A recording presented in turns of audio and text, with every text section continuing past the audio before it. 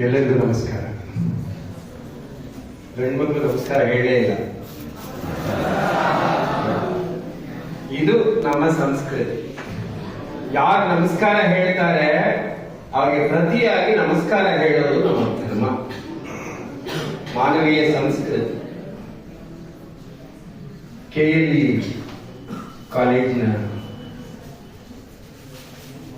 ಈ ದಿನದ ಕಾರ್ಯಕ್ರಮದ ವಿಶ್ವ ಮಾನವ ಕುವೆಂಪುರವರ ಜನ್ಮ ದಿನಾಚರಣೆಯ ಈ ಸುಸಂದರ್ಭದಲ್ಲಿ ಈ ಸುಂದರ ಕಾರ್ಯಕ್ರಮದ ಅಧ್ಯಕ್ಷತೆಯನ್ನು ವಹಿಸಿಕೊಂಡಿರ್ತಕ್ಕಂಥ ಡಾಕ್ಟರ್ ಮಾನಸರ್ ಅವರೇ, ವೇದಿಕೆಯಲ್ಲಿ ಆಸೀನರಾಗಿರ್ತಕ್ಕಂಥ ನಮ್ಮ ಹಿರಿಯ ಸಹೋದರರಾದಂಥ ರಾಜು ಲಾಲ್ ಅವರೇ, ಹಾಗೆ ನಮ್ಮ ಸಹೋದರರಾದಂಥ ಕೃಷ್ಣಪ್ಪನವರೇ, ರಾಮನಾಥ್ ಅವರೇ, ರವಿಚಂದ್ರ ಅವರೇ, ಬಹಳ ಮುಖ್ಯವಾಗಿ ನನ್ನ ಮುಂದೆ ಇರ್ತಕ್ಕಂಥ ಭಾರತದ ಭವಿಷ್ಯವನ್ನು ನಿರ್ಮಾಣ ಮಾಡಲು ಹೊರಟಿರ್ತಕ್ಕಂಥ ಎಲ್ಲ ನನ್ನ ಆತ್ಮೀಯ ವಿದ್ಯಾರ್ಥಿ ಸಹೋದರ ಸಹೋದರಿಯರೇ, ಹಾಗೆ ನಿಮ್ಮೆಲ್ಲರನ್ನು ರೂಪಿಸಲು ಪಣತೊಟ್ಟು ಅಹರ್ನಿಶಿ ನಿಮ್ಮೊಳಗಡೆ ಆ ಮಹಾ ಚೈತನ್ಯವನ್ನು ತುಂಬುವಂತಹ ಸಲುವಾಗಿ ಇರುವಂತಹ ನನ್ನೆಲ್ಲ ಉಪನ್ಯಾಸಕ ಬಂಧು ಭಗಿನಿಯರೇ, ತಮ್ಮೆಲ್ಲರಿಗೂ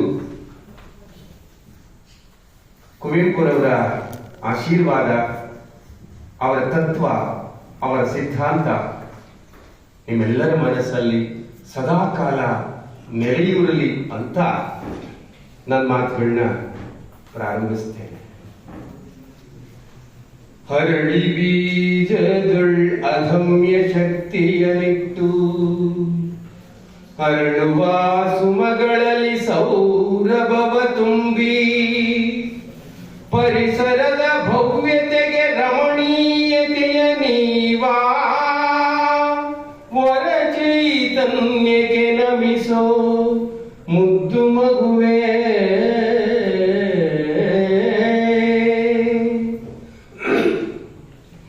ಹಲಸಿಕೆಯ ನೀತಾಳಿ ಕಲಿಯುವ ವಿಷಯವ ಮರೆತು ಒಲವಿಲ್ಲದೆಯ ನೀ ತರಗತಿಯೊಳಿರಲು ಸಲಹಿದ ತಾಯ್ ತಂದೆ ಬಾಧೆ ಪಡುವರು ಸತತ ಛಲದಿಂದ ನೀ ಕಲಿಯೋ ಮುದ್ದು ಮಗುವೇ.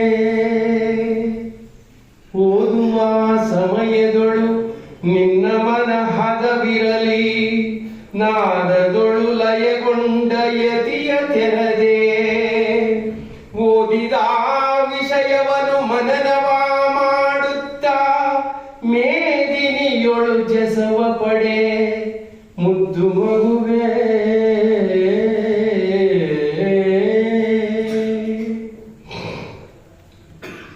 ಓ ನನ್ನ ಚೇತನ ಆಗು ನೀ ಅನಿಕೇತನ, ಓ ನನ್ನ ಚೇತನ ಎಲ್ಲಿಯೂ ನಿಲ್ಲದಿರು, ಮನೆಯನೆಂದು ಕಟ್ಟದಿರು, ಕೊನೆಯನೆಂದು ಮುಟ್ಟದಿರು, ಓ ಅನಂತವಾಗಿರು, ಓ ಅನಂತವಾಗಿರು, ಓ ನನ್ನ ಚೇತನ ಆಗು ನೀ ಅನಿಕೇತನ. ಅನಂತ ತಾನು ಅನಂತವಾಗಿ ಆಗುತ್ತಿಗನೇ ನಿತ್ಯ ಯೋಗಿ, ಅನಂತ ನೀ ಅನಂತವಾಗು, ಆಗು ಆಗು ಆಗು ಆಗು, ಓ ನನ್ನ ಚೇತನ ಆಗು ನೀ ಅನಿಕೇತನ, ಓ ಓ ನನ್ನ ಚೇತನ.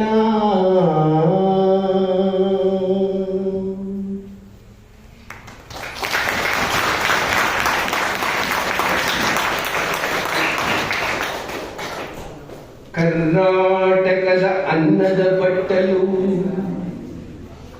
ಕೊಪ್ಪಳದ ವಾಣಿಜ್ಯ ನಗರ, ಚಾಲುಕ್ಯ ಹೊಯ್ಸಳ ನಿಜಾಮ ವಿಜಯನಗರದ ಆಳ್ವಿಕೆಗೆ ಒಳಪಟ್ಟ ಸಿರಿನಾಡು. ನೀಲಾವತಿ ಬೆಸರಿಂ ಮೆರೆದಿದ್ದ ಗಂಗಾವತಿಯ ಐತಿಹಾಸಿಕ ಸೊಬಗು ಸಾಮಾನ್ಯವೇ.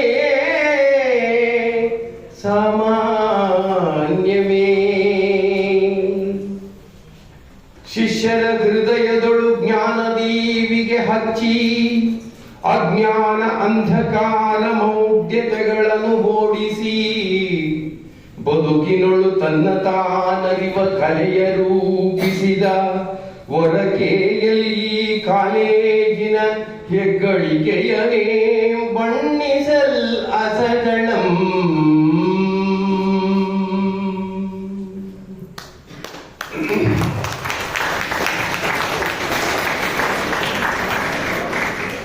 ವಿದ್ಯಾರ್ಥಿಗಳು, ಈ ಪ್ರತಿಷ್ಠಿತ ಕಾಲೇಜಿನಲ್ಲಿ ಅಭ್ಯಾಸ ಮಾಡೋದಿದೆಯಲ್ಲ, ಇದು ನೀವು ಪಡೆದುಕೊಂಡು ಬಂದಿರತಕ್ಕಂಥ ಒಂದು ಭಾಗ್ಯ, ಸೌಭಾಗ್ಯ ಅಂತ ಹೇಳಿ ಭಾವಿಸ್ಕೋಬೇಕು. ಯಾಕೆಂತ ಹೇಳಿದ್ರೆ, ನಿಮ್ಮ ಬದುಕಿನ ಆಂತರಿಕವಾದ ಶಕ್ತಿಯನ್ನ ಉದ್ದೀಪನಗೊಳಿಸೋದ್ರ ಮೂಲಕ, ನಿಮ್ಮಲ್ಲಿ ನವಚೈತನ್ಯವನ್ನ ತುಂಬೋದ್ರ ಮೂಲಕ, ನಿಮ್ಮ ಬದುಕಿನ ಮುಂದಿನ ದೃಷ್ಟಿ ಏನಿದೆ, ನಿಮ್ಮ ಗುರಿ ಏನಿದೆ, ಆ ಗುರಿಯತ್ತ ನಿಮ್ಮನ್ನ ಕೈ ಹಿಡಿದು ಕರ್ಕೊಂಡೋಗುವಂತಹ ಶಕ್ತಿಯನ್ನು ತುಂಬೋದಿದೆಯಲ್ಲ, ಅದು ಈ ಕಾಲೇಜಿನ, ಈ ಸಂಸ್ಥೆಯ ಒಂದು ಹೆಗ್ಗಳಿಕೆಯ ವಿಚಾರ. ಆ ಕಾರಣದಿಂದ ಈ ಕಾಲೇಜಿನ ಬಗ್ಗೆ, ಇಲ್ಲಿನ ಉಪನ್ಯಾಸಕರ ಬಗ್ಗೆ, ಇಲ್ಲಿನ ಮುಖ್ಯಸ್ಥರ ಬಗ್ಗೆ ನೀವು ಸದಾ ಪ್ರೀತಿ ವಿಶ್ವಾಸವನ್ನ ಇಟ್ಕೊಳ್ಬೇಕಾದುದು ನಿಮ್ಮ ಧರ್ಮ. ಪ್ರೀತಿ ವಿಶ್ವಾಸ ಇಟ್ಕೊಳ್ಳೋದಲ್ಲ, ಅಭಿಮಾನವನ್ನ ಬೆಳೆಸ್ಕೊಳ್ಬೇಕು. ಈ ಅಭಿಮಾನ ಎಲ್ಲಿವರೆಗಿರ್ಬೇಕು ಅಂತ ಹೇಳಿದ್ರೆ, ನಿಮ್ಮ ಜೀವ ಇರೋ ತನಕನೂ ಇರಬೇಕು. ನಿಮ್ಮ ಕನಸು ಮನಸ್ಸಿನಲ್ಲಿಯೂ ಸಹ KLE ಸಂಸ್ಥೆಯ ಇಂದಿನ ನೀವೇನ್ ಇವತ್ತು ಪಡ್ಕೊಳ್ತಾ ಇದ್ದೀರಿ, ಈ ಅನುಭವಗಳು ಹಚ್ಚ ಹಸಿರಾಗಿರ್ಬೇಕು. ಅಂತಹ ನೆನಪನ್ನ ನೀವು ಇಟ್ಕೊಳ್ಬೇಕು. ಕುವೆಂಪು ಈ ಜಗತ್ತು ಕಂಡಂತ ಒಬ್ಬ ಶ್ರೇಷ್ಠ ನಿಸರ್ಗದ ಕವಿ, ಮಲೆನಾಡಿನಲ್ಲಿ ಬೆಳೆದಂತಹ ಮಹಾಚೇತನ, ವಿಶ್ವಚೇತನ, ವಿಶ್ವಕವಿ. ಬಹುಶಃ ಕನ್ನಡ ನಾಡಿಗೆ, ಕನ್ನಡ ಸಾಹಿತ್ಯಕ್ಕೆ ಅವರು ಕೊಟ್ಟಂತಹ ಕೊಡುಗೆ ಇದೆಯಲ್ಲ, ಅದು ಅಪಾರವಾದಂತಹ ಕೊಡುಗೆ. ವಿಶ್ವ ಸಾಹಿತ್ಯದ ವರ್ಡ್ಸ್ವರ್ತ್ ಇದಾನಲ್ಲ, ಆ ವರ್ಡ್ಸ್ವರ್ತ್ಗೆ ಸಮಾನವಾಗಿ ಕನ್ನಡ ಸಾಹಿತ್ಯದಲ್ಲಿ ನಿಲ್ಲುವಂತಹ ಒಬ್ಬ ಕವಿ ಇದ್ದಾನೆ ಅಂತ ಹೇಳಿದ್ರೆ ಅವರು ಕುವೆಂಪು ಅವರು. ಕುವೆಂಪುರವರ ವೈಚಾರಿಕತೆ ಇದೆಯಲ್ಲ, ಕುವೆಂಪುರವರ ವೈಚಾರಿಕತೆ ಇದೆಯಲ್ಲ, ಅವರ ವಿಶ್ವಮಾನವ ಸಂದೇಶ ಇದೆಯಲ್ಲ, ಅವರ ಸರ್ವೋನ್ನತ ರಾಮಾಯಣ ದರ್ಶನ ಬರೆಯುವಂತಹ ಸಂದರ್ಭದಲ್ಲಿ 9 ವರ್ಷಗಳ ಕಾಲ ಒಂದು ಕಾರ್ಯಕ್ರಮಕ್ಕೆ ಹೋಗಲಿಲ್ಲ, ಹೊರಗಡೆ ಎಲ್ಲೂ ಕಾಣಿಸ್ಕೊಳ್ಳಿಲ್ಲ. ಅವರ ಉದಯರವಿಯ ಮನೆಯಲ್ಲಿಯೇ ತಪಸ್ಸಿನ ಉಪಾಧಿಯಲ್ಲಿ ಆ ಕಾವ್ಯವನ್ನ ಬರೆದರು, ಮಹಾಕಾವ್ಯ. ಬಹುಶಃ ಷಡಕ್ಷರ ದೇವನ ನಂತರ ರಾಜಶೇಖರ ವಿಲಾಸವೆಂಬ ಮಹಾಕಾವ್ಯವನ್ನು ಬರೆದ ಆದ್ಮೇಲೆ ಇನ್ನು ಈ ನಾಡಿನಲ್ಲಿ ಮಹಾಕಾವ್ಯಗಳು ಬರೋದಿಲ್ಲ ಅಂತ ಹೇಳಿ ಎಲ್ಲರೂ ಅಂದ್ಕೊಂಡಿದ್ದಂತಹ ಸಂದರ್ಭದಲ್ಲಿ 20ನೇ ಶತಮಾನದಲ್ಲಿ ಮಹಾಕಾವ್ಯವನ್ನು ಬರೆದಂತಹ ಶಕ್ತಿ ಕುವೆಂಪು ಅವರಿಗೆ ಸಲ್ಲ. ಅರ್ಥ ಮಾಡ್ಕೋಬೇಕು.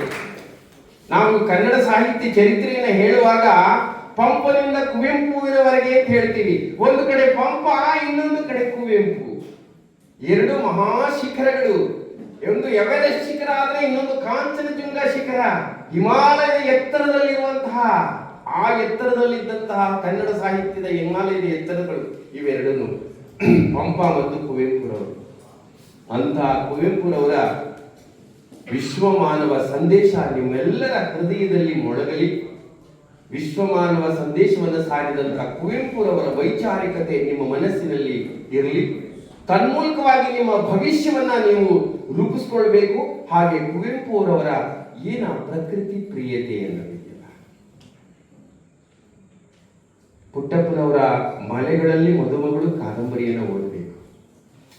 ಏನು ಆ ಮಲೆನಾಡಿನ ಆ ಸಂಸ್ಕೃತಿ, ಆ ಸಾಮಾಜಿಕ ಹಿನ್ನೆಲೆ, ಅಲ್ಲಿನ ಬದುಕು, ಅವರ ಜನಜೀವನ ಕ್ರಮ, ಅವರ ಆಚಾರ ವಿಚಾರಗಳು ಎಷ್ಟು ಕಣ್ಣಿಗೆ ಕಟ್ಟುವ ಹಾಗೆ ಬರೆದಿದ್ದಾರೆ ಅಂತ ಅಮೋಘವಾದಂತಹ ಕಾದಂಬರಿ. ಇಷ್ಟೆಲ್ಲ ಬರೆದಿದ್ರು. ಕನ್ನಡದ ಎಲ್ಲ ಮೊದಲ ಮೊದಲ ಮೊದಲ ಪ್ರಶಸ್ತಿಗಳನ್ನೆಲ್ಲ ಬಾಚಿಕೊಂಡಿದ್ರು. ಅವರಿಗೆ ಇಷ್ಟವಾದಂತಹ ಪದ್ಯ ಯಾವುದು ಅಂತ ಹೇಳಿದ್ರೆ, ಓ ನನ್ನ ಚೇತನ ಆಗು ನೀ ಅನಿಕೇತನ. ನೀವೆಲ್ಲರೂ ಅನಂತದಿಂದ ಬಂದವರು, ಅನಂತದಿಂದ ಬಂದವರು. ನೀವೆಲ್ಲರೂ ಅನಿಕೇತನರು.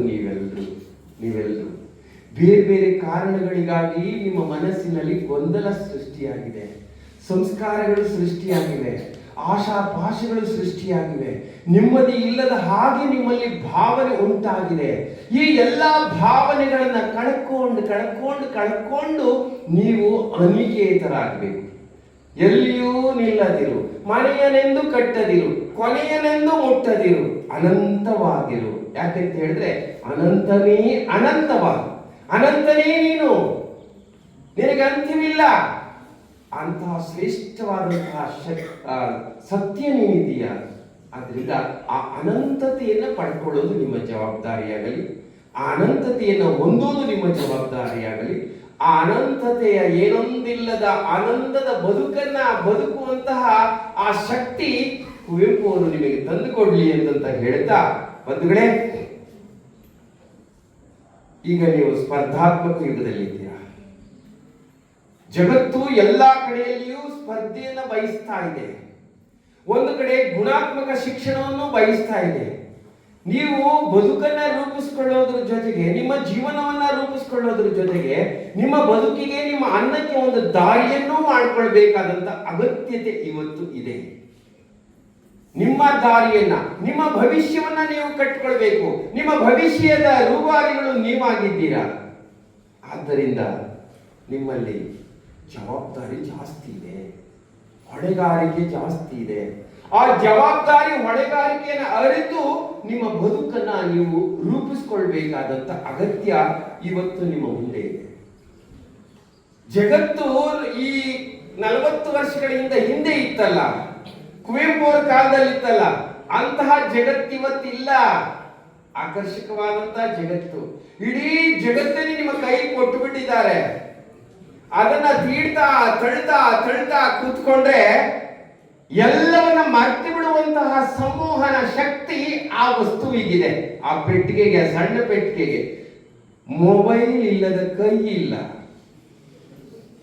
ಎಲ್ಲರ ಕೈಯಲ್ಲೂ ಮೊಬೈಲ್ ರಾರಾಜಿಸ್ತಾ ಇದೆ. ಕೆಲವರ ಮೊಬೈಲ್ ಸುಮ್ಮನಿದ್ರೆ, ಕೆಲವರ ಮೊಬೈಲ್ ಯಾವಾಗಲೂ ಸಕ್ರಿಯವಾಗಿರುತ್ತದೆ.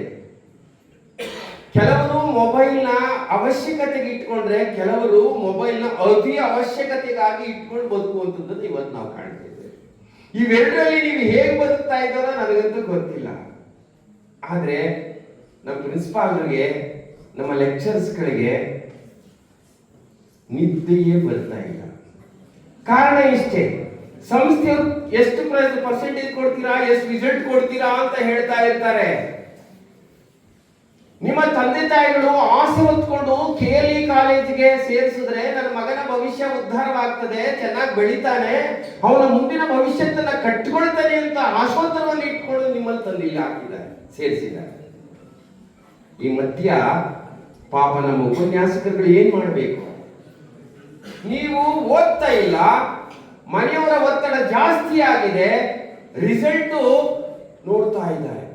ಯಾರು ಚೆನ್ನಾಗಿ ಓದ್ತಾ ಇದ್ದಾರೆ, ಯಾರು ಚೆನ್ನಾಗಿ ಓದ್ತಾ ಇಲ್ಲ, ಯಾರನ್ನ ಅಭಿವೃದ್ಧಿ ಪಡಿಸಬೇಕು, ಯಾರು ಇನ್ನೂ ಬಿಲೋ ಇದರಲ್ಲಿದ್ದಾರೆ, ಯಾರು ತುಂಬಾ ಚೆನ್ನಾಗಿದ್ದಾರೆ ಅನ್ನೋದರ ಗೊಂದಲದಲ್ಲಿ, ಆ ಹುಡುಕಾಟದಲ್ಲಿ, ಆ ವಿಮರ್ಶೆಯಲ್ಲಿ ನಮ್ಮ ಉಪನ್ಯಾಸಕರು ಕಾಲ ಕಳೀತಾ ಇದ್ದಾರೆ.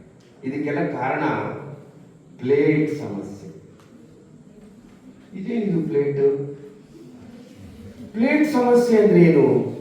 ಪ್ಲೇಟ್ ಸಮಸ್ಯೆ ಅಂದ್ರೆ ಇಷ್ಟೇನೆ, PLATE. ಪಿ ಅಂತ ಹೇಳಿದ್ರೆ ಪೋಸ್ಟ್ಪೋನ್, ಅಯ್ಯೋ ಎಕ್ಸಾಮ್ ಇನ್ನೊಂದು ವಾರ ಇದೆಯಾ, ಅಯ್ಯೋ ಇನ್ನೊಂದು ವಾರ ತನಕ ಓದ್ಬೇಕೆ, ಬಾರ ನಿಧಾನವಾಗಿ ಓದ್ಕೊಳ್ಳೋಣ, 2 days ಹಾಕೋಣ, ಅದಕ್ಕೆ ಒಂದು ವಾರ ತನಕ ಓದ್ಬೇಕೆ, ಎಕ್ಸಾಮ್ ಇದೆ ಇನ್ನು 3 ತಿಂಗಳಿದೆ, ಅಯ್ಯೋ 3 ತಿಂಗಳ ಬಾಮಗ ಯಾಕೆ ಸುಮ್ಮನೆ ಯೋಚನೆ ಮಾಡಿದ್ಯಾ, ಇದು ಟೈಮ್ ಅಂದಂದೇ ಓದಬೇಕು, ಅಂದಂದೇ ಜ್ಞಾನವನ್ನ ಕಟ್ಕೊಳ್ಬೇಕು, ಅಂದಂದೇ ತಿಳ್ಕೋಬೇಕು. ಏನೆಲ್ಲ ಗೊತ್ತಿಲ್ಲ, ಏನೆಲ್ಲ ಗೊತ್ತಾಗಿದೆ, ಗೊತ್ತಾಗಿರೋದೆಷ್ಟು, ಗೊತ್ತಾಗ್ದೇನೆ ಇರೋದೆಷ್ಟು, ಸಂಶಯ ಇರೋದೆಷ್ಟು, ಇನ್ನು ನನ್ನ ಮನಸ್ಸಿಗೆ ಅದು ಮೂಡಿದ ಹಚ್ಚುತ್ತದೆ ಹಾಗೆ ಇರ್ತಕ್ಕಂಥ ವಿಚಾರ ಯಾವುದು ಅನ್ನೋದನ್ನ ಯಾರು ಯೋಚನೆ ಮಾಡ್ತಾನೆ ಇಲ್ಲ. ಎಲ್ಲ ಪೋಸ್ಟ್ ಇನ್ನು ಎಲ್ಲ ಲೇಜಿನೆಸ್, ಅಯ್ಯೋ ಮಾಡ್ಕೊಂಡ್ರೆ ಆಯ್ತದೆ ಬಾರ, ಆ ನೋಟ್ಸ್ ಬಟ್ಟೆ ಜೆರಾಕ್ಸ್ ತಗೊಳ್ಳೋ, ಯಾಕೆ ನೋಟ್ ಬೇರೆ ಕೂತ್ಕೊಂಡು ನೀನು ಬರೆದು ಅಭ್ಯಾಸ ಮಾಡಿ ಆ ವಿಚಾರದ ಬಗ್ಗೆ ಒಳ್ಳೆ ಗ್ರಹಿಕೆ ಬರಬೇಕಾಗಿತ್ತು. ಅರ್ಥ ಗ್ರಹಿಕೆ ಆಗಬೇಕು, ಕಂಠಸ್ಥವಾಗಬೇಕು, ತಲೆಯೊಳಗೆ ನಿಂತ್ಕೋಬೇಕು. ಆಗ ಅವನು ಯಾವುದೇ ಪ್ರಶ್ನೆಗಳನ್ನು ಕೇಳಿದ್ರು ಉತ್ತರಿಸುವಂತ ಸಾಮರ್ಥ್ಯ ನಿಮ್ಗೆ ಇರ್ತದೆ. ಆದರೆ ನೋಟ್ಸೇ ಬರ್ಕೊಳ್ಳಲ್ಲ ಎಷ್ಟೋ ಜನ, ಎಲ್ಲ ಜೆರಾಕ್ಸ್ ಮಾಡಿಸ್ಕೊಳ್ತಾ ಇರ್ತಾರೆ, ಅಥವಾ ಇನ್ಯಾವನೋ ಬರ್ದಿರುವಂತಹ ನೋಟ್ಸ್ ಎತ್ಕೊಂಡು ಅದನ್ನೇ ಕಂಟಿನ್ಯೂ ಮಾಡ್ತಾ ಇರ್ತಾರೆ. ಹೀಗೆ ಬೇರೆ ಬೇರೆ ಕಾರಣಗಳಿಂದಾಗಿ ಅವರಲ್ಲಿ ಒಂದು ರೀತಿ ಲೇಜಿನೆಸ್ ಮೂಡಿರ್ತದೆ. ಇದು PL. ಎ ಇದಂತೂ ಬಹಳ ದೊಡ್ಡದು, ಅಟ್ರಾಕ್ಷನ್. ಎ ಅಂದ್ರೆ ಅಟ್ರಾಕ್ಷನ್. ಅಟ್ರಾಕ್ಷನ್ ಅಲ್ಲಿ 4 ತರದ ಅಟ್ರಾಕ್ಷನ್. ಒಂದು ಸೆಲ್ ಅಟ್ರಾಕ್ಷನ್, ಸೆಲ್ ಫೋನ್, ಎಲ್ಲ ರೀಲ್ಸ್ ಗಳನ್ನ ತಳ್ತಾ ಕುಂತಿರ್ತಾರೆ. ಇಲ್ಲಿ ಇಷ್ಟು ಜನ ಇರುವವರಲ್ಲಿ ನಾನು ಫೋನೇ ಮುಟ್ಟಲ್ಲ, ನಾನು ಫೋನೇ ಮುಟ್ಟಿಲ್ಲ ಅನ್ನುವಂಥವ್ರು ಯಾರಾದ್ರೂ ಪುಣ್ಯಾತ್ಮರ ಕೈ ಎತ್ತಿ ನೋಡೋಣ. ಅಥವಾ ಅವರಲ್ಲಿ ಫೋನ್ ಇರೋದಿಲ್ಲ, ಅಥವಾ ಅವ್ರ ಮನೆಯವರು ಫೋನ್ ಕೊಡೋದಿಲ್ಲ. ಈ 2 ಕಾರಣಗಳಿಗಾಗಿ ಅವ್ರ ಹತ್ರ ಇರೋದಿಲ್ಲ. ಒಂದು ಸಾರಿ ಫೋನ್ ನೋಡ್ಲಿಲ್ಲ ಅಂದ್ರೆ ಊಟ ಮಾಡೋದು ಫೋನ್ ನೋಡ್ತಾ ಇರ್ತಾರೆ, ಇನ್ನೇನ್ ಮಾಡೋದು ಫೋನ್ ನೋಡ್ತಾ ಇರ್ತಾರೆ. ನಮ್ಮ ವಿದ್ಯಾರ್ಥಿ ಮಿತ್ರರಂತೂ ಮಲಗುವಾಗ 11 ಗಂಟೆಗೆ 11:30 ಅವ್ರು ನಿದ್ದೆ ಮಾಡೋದು, ಬೆಡ್ಶೀಟ್ ಒಳಗೆ ಹಾಕೊಂಡು ತಳ್ತಾ ಇರ್ತಾರೆ.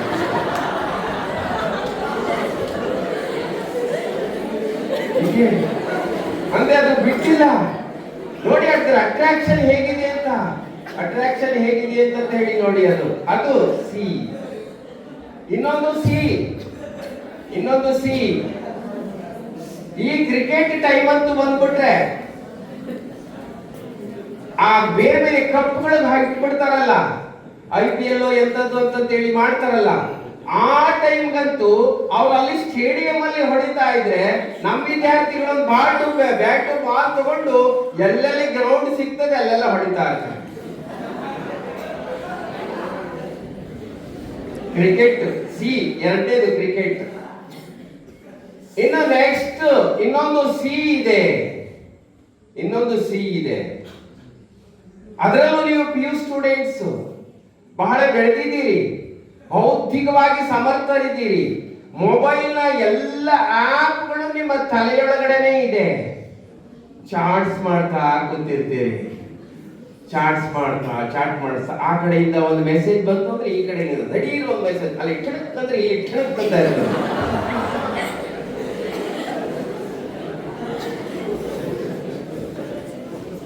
ಹೀಗೆ ಅಟ್ರಾಕ್ಷನ್. ಮತ್ತೆ ಇನ್ನೊಂದು ಅಟ್ರಾಕ್ಷನ್, ಈ ಜಗತ್ತು ಮತ್ತೆ ವಯಸ್ಸು ನಿಮ್ಮದು ಯೌವನ, ಕೇಳ್ಬೇಕೆ ಹುಚ್ಚು ಕುದುರೆ ಹೊಡೆದಂಗೆ ಓಡ್ತಾ ಇರ್ತದೆ. ಕಲರ್ ಅಂದ್ರೆ ನಮಗೆ ತುಂಬಾ ಇಷ್ಟ, ಮೈಮಾಟ ಅಂದ್ರೆ ತುಂಬಾ ಇಷ್ಟ. ಅರ್ಥ ಮಾಡ್ಕೋಬೇಕು, ಬದುಕಿನಲ್ಲಿ 4 ಹಂತಗಳು, 4 ಸ್ಟೆಪ್ ಇರೋದು. ಮೊದಲನೇ ಸ್ಟೆಪ್ ಎಜುಕೇಶನ್, ಇಲ್ಲಿ ಕಳಿಸಿರೋದು ಎಜುಕೇಶನ್ಗೆ. ಆನಂತರ 2ನೇ ಸ್ಟೆಪ್ ನಿಮ್ಮ ಕ್ಯಾರಿಯರ್ನ ಉತ್ತಮ ಪಡಿಸ್ಕೊಳ್ಳೋದಕ್ಕೆ. 3ನೇ ಸ್ಟೆಪ್ ಲವ್. 4ನೇ ಸ್ಟೆಪ್ ಮ್ಯಾರೇಜ್.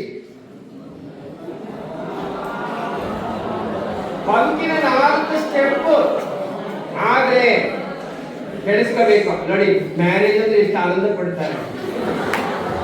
ಅದ್ರ ನಿಜವಾದ ಅರ್ಥ ಕೊಟ್ಬಿಟ್ರೆ, ಅದ್ರ ನಿಜವಾದ ಅರ್ಥ ಹೇಳ್ಬಿಟ್ರೆ, ನಿಜವಾಗ್ಲೂ ಯಾರು ಮದುವೆ ಮಾಡ್ಕೊಳ್ಳೋಕೆ ಮುಂದೆ ಮುಂದೆ ನೋಡ್ತಾ ಹೋಗ್ತಾರೆ. ಆ ಮಟ್ಟದ್ದು ಮ್ಯಾರೇಜ್ ಅನ್ನುವಂಥದ್ದು, ಮದುವೆ ಅನ್ನುವಂಥದ್ದು ಆ ಮಟ್ಟದ್ದು. ಅಂದ್ರೆ ಅಟ್ರಾಕ್ಷನ್ ಅಲ್ಲಿ ಈಗ ನೀವು ಎಜುಕೇಶನ್ ಬಂದಿದ್ದೀರಾ, 4 ಹಂತ ಇದೆ.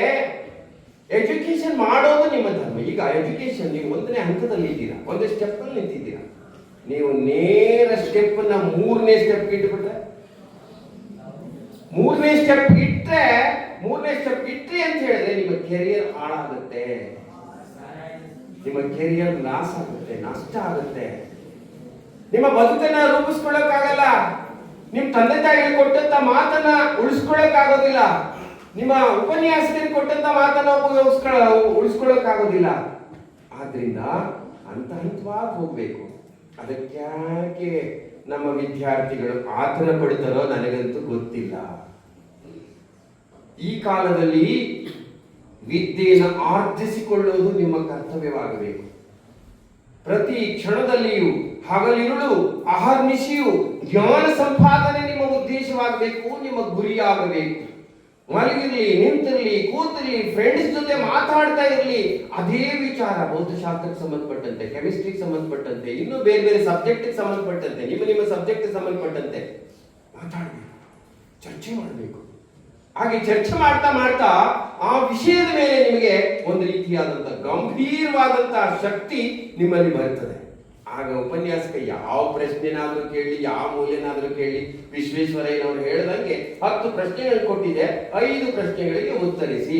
ವಿಶ್ವೇಶ್ವರಯ್ಯನವರು ಹೇಳ್ತಿದ್ದೇನು ಅಂದ್ರೆ, ನಾನು 10 ಪ್ರಶ್ನೆಗಳಿಗೆ ಉತ್ತರಿಸಿದ್ದೀನಿ, ನಿಮಗೆ ಬೇಕಾದ 5 ಪ್ರಶ್ನೆಗಳನ್ನ ತಿದ್ದುಕೊಳ್ಳಿ.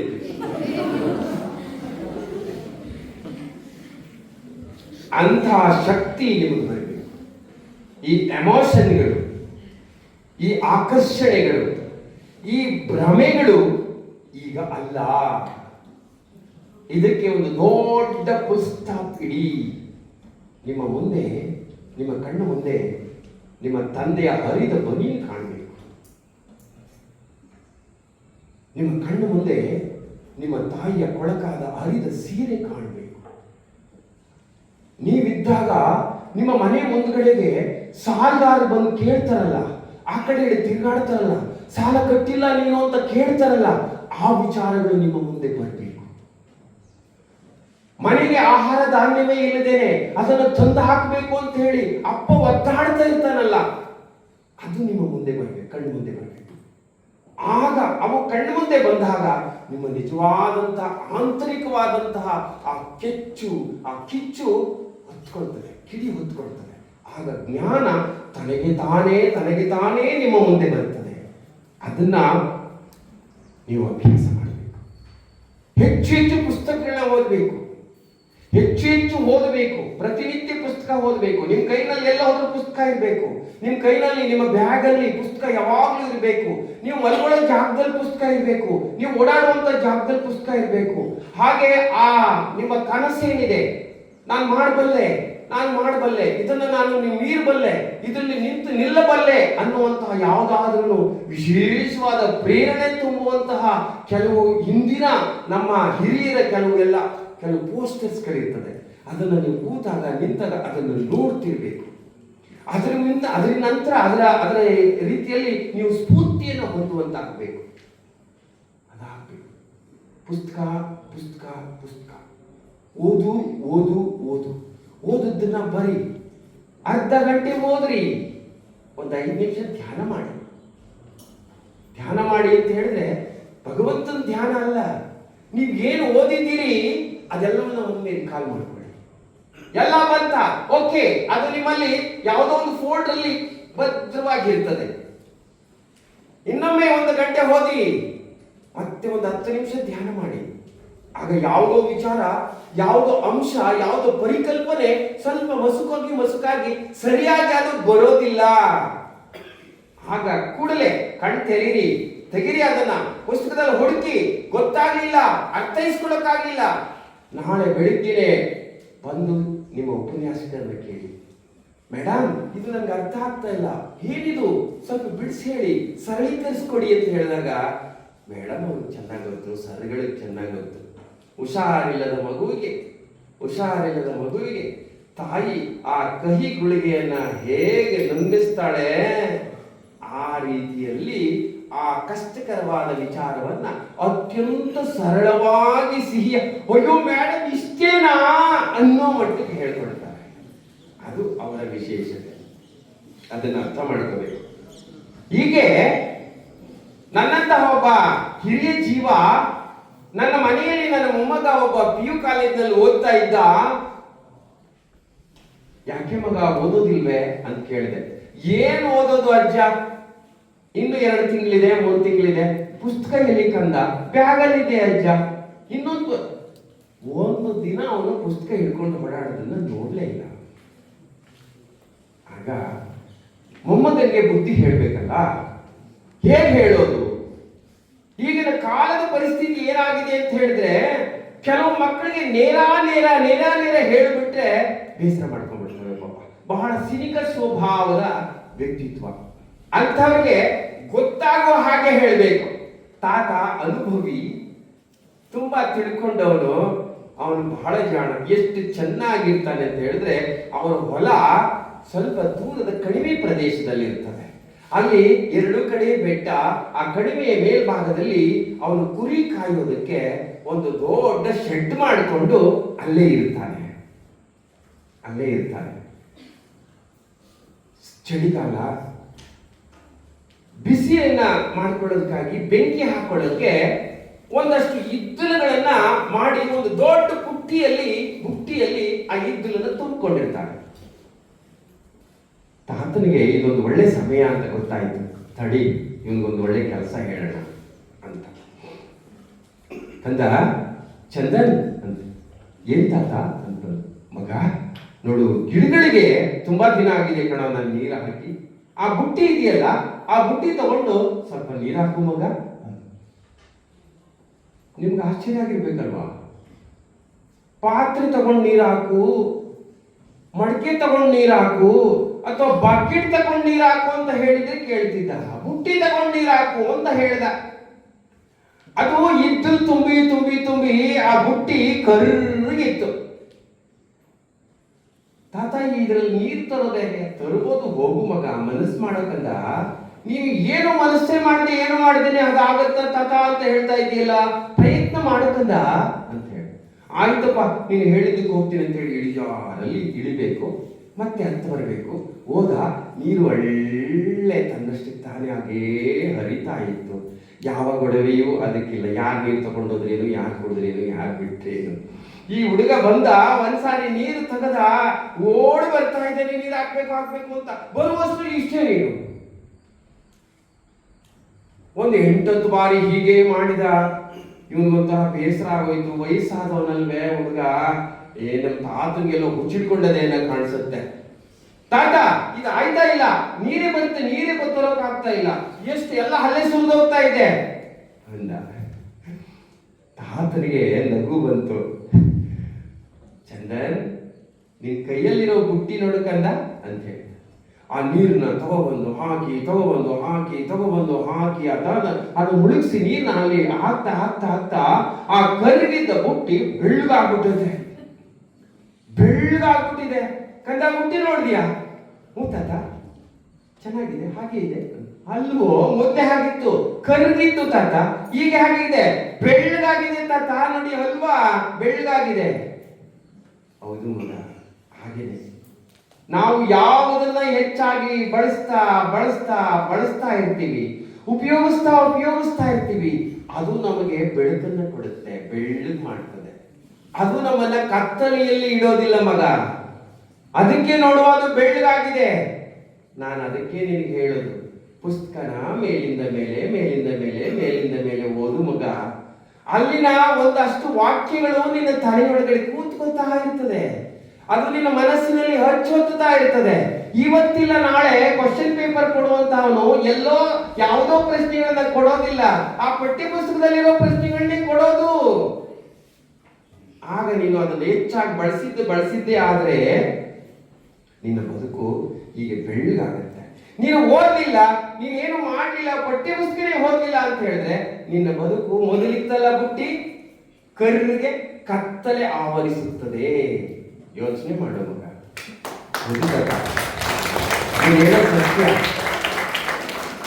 ನೀನ್ ಹೇಳೋದು ಸತ್ಯ ತಾತ. ನಾನು ನಾಳೆಯಿಂದ ಪುಸ್ತಕ ಚೆನ್ನಾಗಿ ಓದ್ತೀನಿ ತಾತ. ನೋಡಿ, ಒಳ್ಳೆ ಹುಡುಗ ಅನ್ನೋದು ಕಾಣಿಸುತ್ತೆ, ಒಳ್ಳೆ ಸಂಸ್ಕಾರದ ಹಿನ್ನೆಲೆಯಲ್ಲಿ ಬಂದವರು ಅಂತ ಕಾಣಿಸುತ್ತೆ. ನಿಮ್ಮಲ್ಲೂ ಒಳ್ಳೆ ಸಂಸ್ಕಾರ ವಿದ್ಯಾರ್ಥಿಗಳಿದ್ದೀರಾ. ನೀವು ಕೇಳುವ ಈ ಮುಖಾರವಿಂದಗಳನ್ನೇ ನೋಡಿದ್ರೆ ಸಾಕು, ಅದು ಅನುಭವಕ್ಕೆ ಬರ್ತದೆ. ಇನ್ನೂ ಕೆಲವು ಮಕ್ಕಳು ಹೇಗೆ ಅಂತ ಹೇಳಿದ್ರೆ, ಅಪ್ಪ ಅಥವಾ ಮನೆಯ ಹಿರಿಯರು ಏನಾದ್ರೂ ಒಳ್ಳೆಯ ವಿಚಾರವನ್ನ ಹೇಳ್ತಾರೆ ಅಂತಂತ ಹೇಳಿದ್ರೆ ಮುನಿಸ್ಕೊಂಡ್ಬಿಡ್ತಾರೆ, ಊಟನೇ ಮಾಡೋದಿಲ್ಲ. ಆಮೇಲೆ ಇನ್ನೇನೋ ರೀತಿಯಲ್ಲಿ ವರ್ತಿಸ್ತಾ ಇರ್ತಾರೆ, ಹಾಗೆಲ್ಲ ಇರ್ತದೆ ಅಂತ ಒಬ್ಬ ಸ್ಟೂಡೆಂಟ್ ಇದ್ದ, ವಿದ್ಯಾರ್ಥಿ ಇದ್ದ. ನೀವ್ಯಾರು ಅಂತ ತಿಳ್ಕೊಬೇಡ್ರಿ, ನಿಮ್ಮನ್ನ ಕುರಿತು ನಾನು ಹೇಳ್ತಾ ಇಲ್ಲ ಇದನ್ನ. ಅಂತ ಒಬ್ಬ ವಿದ್ಯಾರ್ಥಿ ಇದ್ದ. ಮಗಳು ತುಂಬಾ ಚೆನ್ನಾಗಿ ಓದೋಳು, ಇಡೀ ಕ್ಲಾಸ್ಗೆ ಫಸ್ಟ್ ಅವಳು, ರ್ಯಾಂಕ್ ಸ್ಟೂಡೆಂಟ್. ಮಗ ಓದ್ತಾ ಇಲ್ಲ. ಹುಡುಗ ಎಲ್ಲ ಕೇಳೋರು, ನಿಮ್ಮ ಮಗ ಹೇಗೆ? ಅಯ್ಯೋ ಏನು ಪ್ರಯೋಜನ ಇಲ್ಲ ಕನ್ನಡ. ನಿಮ್ಮ ಮಗಳ ಹೇಗೆ? ಅಯ್ಯೋ ನಮ್ಮ ಮಗಳೇನು ಹೇಳ್ತೀಯಾ ಅಂತ ಎಲ್ಲರ ಕಡೆಯಿಂದ ಹೇಳ್ಕೊಂಡು ಬರೋದು. ಒಂದಿನ ಅವನಿಗೂ ಬಹಳ ಕೋಪ ಬಂದ್ಬಿಡ್ತು. ಅಲ್ಲ ಕಣೋ, ನಿನಗೆ ನಾನು ಎಷ್ಟು ಹೇಳಿ, ನಾನು ಹೇಳಿದ ಕೆಲಸನೇ ಮಾಡೋದಿಲ್ವಲ್ಲ, ನೀನು ಚೆನ್ನಾಗಿ ಓದು ಅಂತ ಹೇಳ್ತೀನಿ, ಏನು ಮಾಡಲ್ವಲ್ಲ, ನನ್ನ ಮಾತಿಗೆ ಬೆಲೆನೇ ಇಲ್ವಾ, ಅಪ್ಪ ಅನ್ನೋದು ನಿನಗೆ ಗೊತ್ತೇ ಇಲ್ವೇನೋ, ಹೇಳಿದ ಕೆಲಸ ಮಾಡೋ ಹಾಗೆ ಅಂತ ಹೇಳಿ ಸ್ವಲ್ಪ ಗಟ್ಟಿಯಾಗಿ ಹೇಳ್ಬಿಟ್ಟು. ವಯಸ್ಸಿಗೆ ಬಂದ ಮಗ, ನೀವ್ಯಾರು ಹಾಗೆ ಮಾಡಬಾರ್ದು. ನಮ್ಮಪ್ಪ ನಾನೇ ಏನೋ ಒಂದು 40 ಎಕರೆ ಸಂಪಾದನೆ ಮಾಡಿ ಏನೋ ಬಿಟ್ಬಿಟ್ಟಿದ್ದೀನಿ, ಜಮೀನ್ದಾರನಾಗ ಆಡ್ತಾನೆ ಇವನು. ಈ ಜಗತ್ತು ವಿಶಾಲವಾಗಿದೆ, ಈ ಜಗತ್ತಲ್ಲಿ ಬದುಕೋಕೆ ಬೇರೆ ಬೇರೆ ದಾರಿಗಳಿವೆ, ಅದೆಲ್ಲ ನನಗೆ ಚೆನ್ನಾಗಿ ಗೊತ್ತು, ನಾನು ಬದುಕು ತೋರಿಸ್ತೀನಿ, ನೋಡ್ತಾ ಇರು ಅಂತ ಹೇಳಿ ಆವತ್ತು ಬೆಳಿಗ್ಗೆನೆ ಕೋಳಿ ಕೂಗೋ ಹೊತ್ತಿಗೆ ಯಾರಿಗೂ ಗೊತ್ತಾಗದ ಹಾಗೆ ಎದ್ದು ಅವನು ಹೊರಟು ಬಿಟ್ಟ. ಒಂದೇ ಪ್ಯಾಂಟ್ ಹಾಕಿದ್ದಾನೆ, ಒಂದು ಶರ್ಟ್ ಹಾಕಿದ್ದಾನೆ ಅಷ್ಟೇನೆ. ತಲೆಗೆ ಏನಿಲ್ಲ, ಹೊಟ್ಟೆಗೂ ಏನಿಲ್ಲ. ಹೋಯ್ತಾ ಇದ್ದಾನೆ. ಜೇಬಲ್ಲೂ ಕಾಸಿಲ್ಲ. ಬಸ್ ಹತ್ತು ಹೋಗೋಣ, ಟ್ರೈನ್ ಹತ್ತು ಹೋಗೋಣ ಅಂದ್ರೆ ಕಾಸಿಲ್ಲ. ನಡ್ಕೊಂಡು ಹೋಗ್ತಾ ಇದ್ದಾನೆ. ಹೀಗೆ ನಡ್ಕೊಂಡು ಹೋಗ್ತಾ ಇದ್ದಾನೆ. ಅಲ್ಲೊಂದು ಮರುಭೂಮಿ ಸಿಕ್ತು. ಆ ಮರುಭೂಮಿಯಲ್ಲಿ ನಡ್ಕೊಂಡು ಹೋಗ್ತಾ ಇದ್ದಾನೆ. ಹೊಟ್ಟೆ ಬೇರೆ ಹಸ್ತಿದೆ. ಸುಮಾರು ಸೂರ್ಯ ಅಸ್ತತ್ರ ಬಂದಿದ್ದಾನೆ. ನಡ್ಕೊಂಡು ಹೋಗ್ತಾನೆ ಇದ್ದಾನೆ. ಆಗ ಒಂದು ಶಬ್ದ ಆಯ್ತು ಅಲ್ಲಿ. ಏಯ್, ಹೋಗ್ತಾ ಇದೀಯಾ? ಒಂದಷ್ಟು ಕಲ್ಲೆತ್ತು ಜೇಬ್ ಹಾಕೋ ಅಂತು. ಹಿಂಗ್ ನೋಡ್ದ. ಅಯ್ಯೋ, ಯಾರು ಇಲ್ವಲ್ಲ, ಈ ಶಬ್ದ ಎಲ್ಲಿಂದ ಬಂತು? ಶುರುವಾಯ್ತು ಅವನಿಗೆ ಗಡ. ಏನಪ್ಪ ಇದು? ಯಾರು ಹೇಳಿದ್ದು ನನಗೆ ಕಲ್ಲೆತ್ತು ಜೇಬ್ ಹಾಕೋದು ಅಂತ ಹೇಳಿದ್ಯಾರು? ಇನ್ ಸ್ವಲ್ಪ ಮುಂದೆ ಹೋದ. ಆಗ ಮತ್ತೆ ಅದೇ ಶಬ್ದ ಆಯ್ತು. ನೋಡು, ನಾನು 2ನೇ ಬಾರಿ ಹೇಳ್ತಾ ಇದ್ದೇನೆ, ಕಲ್ಲೆತ್ತು ಜೇಬ್ಗೆ ಹಾಕು. ಕೇಳಲಿಲ್ಲ ಇವನು. ಅಯ್ಯೋ, ಏನಪ್ಪ ಇದು? ಯಾವುದೋ ಭೂತ ಚೇಷ್ಟೆ ಏನೋ ಇರ್ಬೇಕು. ಇನ್ನು ಮುಂದೆ ಬಹಳ ಫಾಸ್ಟ್ ಹೋಗ್ತಾ ಇದ್ದಾನೆ, ವೇಗವಾಗಿ ಹೋಗ್ತಾ ಇದ್ದಾನೆ. ಹೊಟ್ಟೆ ಬೇರೆ ಹಸಿತಾ ಇದೆ, ಮಧ್ಯಾಹ್ನದ ವೇಳೆ ಆಗ್ತಾ ಇದೆ. ಕೊನೆಗೆ ಹೇಳುತ್ತೆ, ನೋಡೋ, ಕೊನೆಗೆ ಹೇಳ್ತಾ ಇದ್ದೀನಿ, ಇನ್ನು ನಾನು ಹೇಳೋಕ್ಕಾಗಲ್ಲ. ಒಂದು ಕಲ್ಲೆದ್ದು ಜೇಬು, ಎಷ್ಟು ಕಲ್ಲು ಸಾಧ್ಯನೋ ಅಷ್ಟು ಜೇಬ್ಗೆ ಹಾಕೋ ಅಂತ. ಒಂದು ಅಂತ ಹೇಳಿಲ್ಲ, ಅದು ಎಷ್ಟು ಬೇಕಾದ್ರೂ ಹಾಕೋ ಅಂತ. ಆಗ ಇವನು, ಯಾವುದೋ ಇದು ನನ್ನನ್ನು ಬಿಡೋಲ್ಲ ಅನ್ನೋ ಕಾಣಿಸುತ್ತೆ, ಹೋಗ್ಲಿ ಅಂತೇಳಿ ಒಂದು ಸಣ್ಣ ಗೋಲಿ ಗಾತ್ರದ ಒಂದು ಕಲ್ಲು ತೆಗೆದು ಪ್ಯಾಂಟ್ ಜೇಬ್ಗೆ ಹಾಕೊಂಡ. ಹೌದಾ? ಮರುಭೂಮಿ ಮುಗೀತು. ಅಲ್ಲೊಂದು ರೈಲ್ವೆ ಸ್ಟೇಷನ್ನು. ಅಷ್ಟೊತ್ತಿಗೆ 6:30 ವೇಳೆ ನಡೆದು ಸುಸ್ತಾಗಿದ್ದ. ಆ ರೈಲ್ವೆ ಸ್ಟೇಷನ್ ಅಲ್ಲಿ ಕೂತ್ಕೊಳ್ಳೋದು ಕಲ್ಲು ಬೆಂಚ್ ಹಾಕಿರ್ತಾರಲ್ಲ, ಆ ಬೆಂಚ್ ಮೇಲೆ ಹೋಗಿ ಮಲ್ಕೊಂಡ. ನಡೆದು ಸುಸ್ತಾಗಿದ್ದ, ದಣಿದಿದ್ದ ಆ ಜೀವಕ್ಕೆ ಅದೇ ಬೇಗ ನಿದ್ದೆ ಬಂತೋ, ನಿದ್ದೆ ಆವರಿಸ್ಕೊಳ್ತು. ಸಂಜೆ ರಾತ್ರಿ ಆಯಿತು. ರಾತ್ರಿಯಾಗಿ ಇನ್ನೇನು ಬೆಳಗ್ಗೆ ಕೋಳಿ ಕೂಗೋ ಹೊತ್ತು ಎಚ್ಚರ ಆಯಿತು. ಆ ಕಡೆ ಸೂರ್ಯೋದಯ ಅರುಣೋದಯ ಆಗ್ತಾ ಇದೆ. ಸೂರ್ಯ ಬರ್ತಾ ಇದ್ದಾನೆ. ಆಗ ಚುಮು ಬೆಳಕು ಬರ್ತಾ ಇದೆ. ಒಂದ್ ಕಡೆ ಸ್ವಲ್ಪ ಹಿಂಗ್ ಒರಳಿದ. ಆ ಒರಳಿದಾಗ ಒತ್ತು ಬಿಡ್ತು. ಅಯ್ಯೋ, ಏನೋ ಒತ್ತುತ್ತಾ ಇದೆಯಲ್ಲ ಮುಂಡೆ ಇದು ಅಂತೇಳಿ ಕೈ ಹಾಕಿಲ್ಲ. ಓಹೋ, ನಾನು ಕಲ್ಲೆ ತಗೊಂಡಿದ್ದಲ್ಲ ಅದು.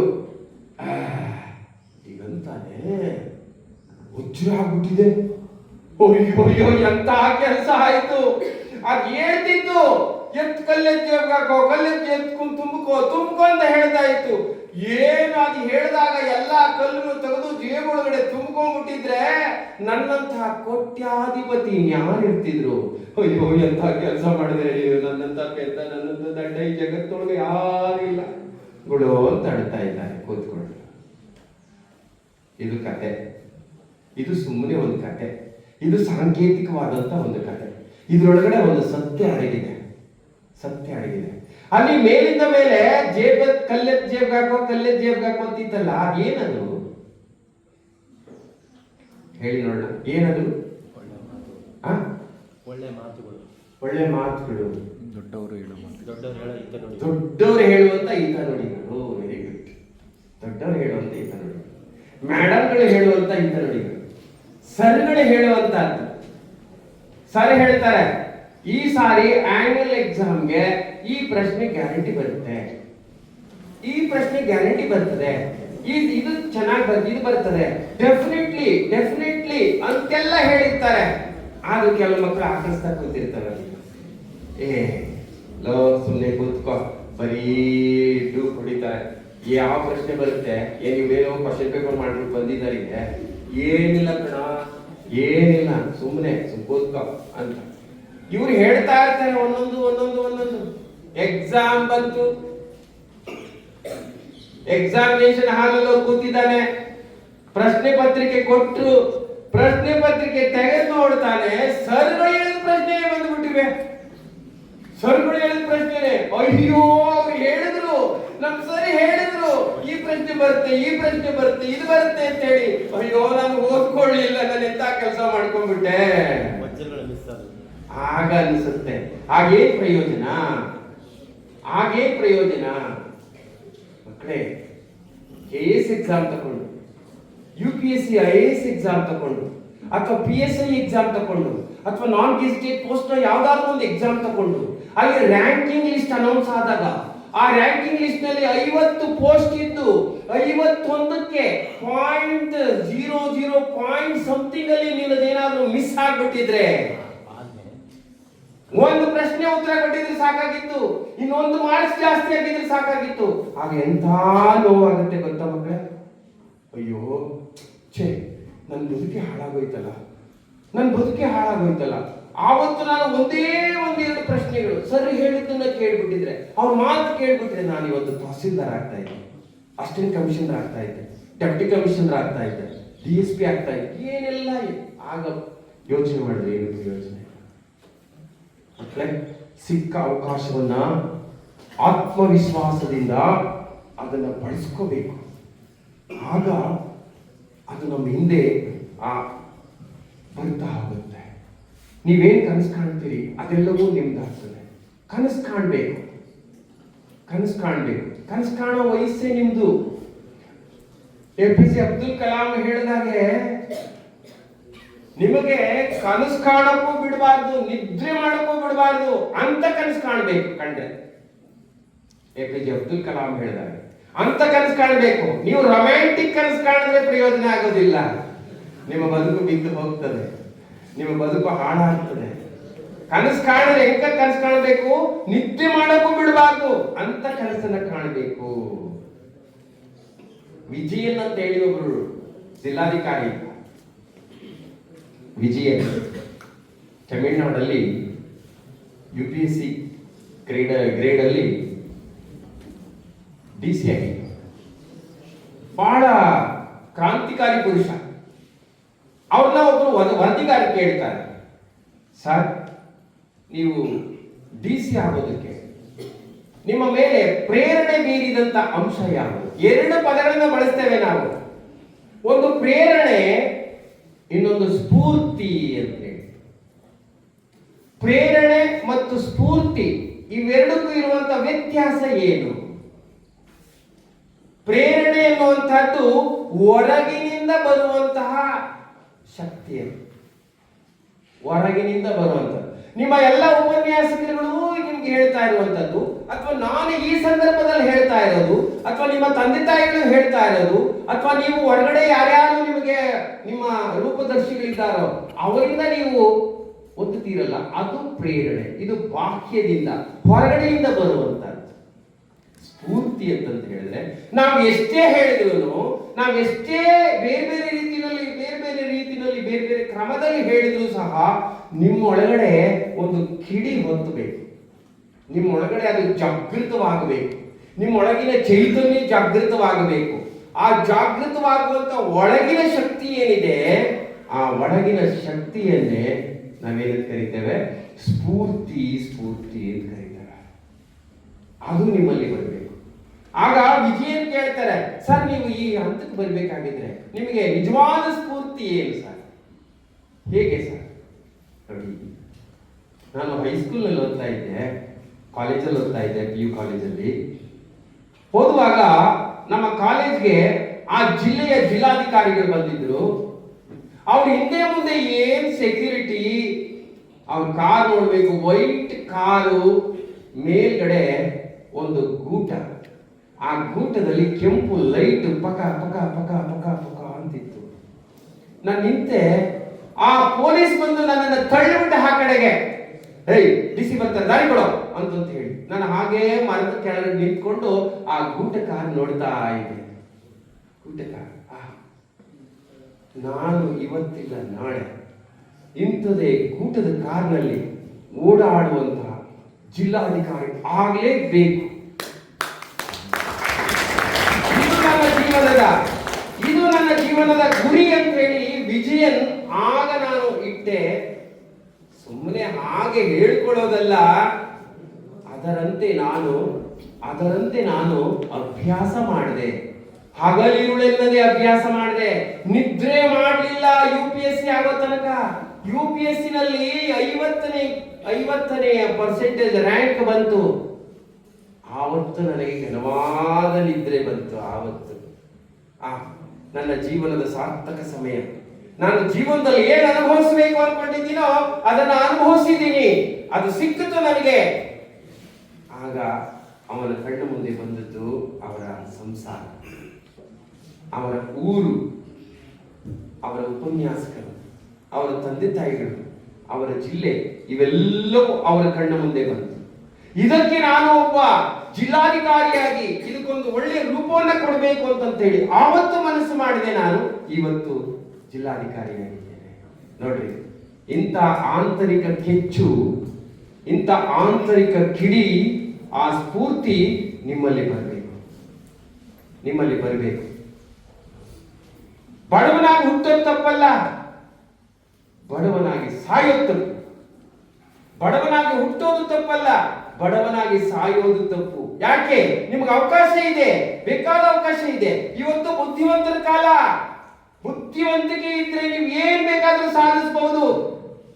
ಏನೂ ಮಾಡಬೇಕಾಗಿಲ್ಲ. ಚೆನ್ನಾಗಿ ಓದಿ ಜ್ಞಾನ ಸಂಪತ್ತನ್ನ ನಿಮ್ಮ ಕಾಲ್ ಕೆಳಗಡೆ ಇಟ್ಕೋಬೇಕು. ಬರೀರಿ UPSC ಎಕ್ಸಾಮ್, KPSC ಬರೀರಿ, ತಹಸೀಲ್ದಾರ್ ಆಗಿ, ಜಿಲ್ಲಾಧಿಕಾರಿಗಳಾಗಿ.